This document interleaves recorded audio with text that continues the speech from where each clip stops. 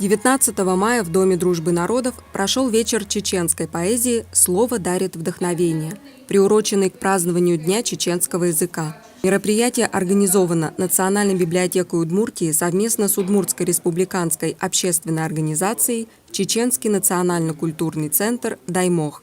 С приветственным словом выступили директор Национальной библиотеки Татьяна Владимировна Тенсина и заместитель министра национальной политики Удмуртии Людмила Юрьевна Соковикова.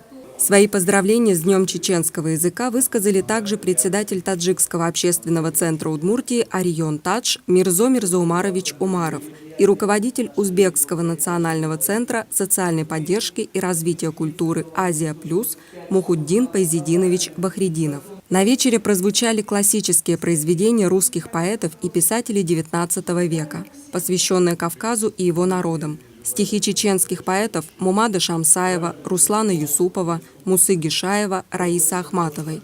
Председатель центра «Даймох» Ильман Махмудович Евсултанов прочел свои стихи, посвященные матери, которую он написал в юности во время службы в армии. Мероприятие сопровождала книжная выставка из Фонда Национальной библиотеки, которая представила книги и статьи из периодических изданий о культуре, быте и традициях чеченского народа, познакомила с лучшими образцами чеченской национальной литературы.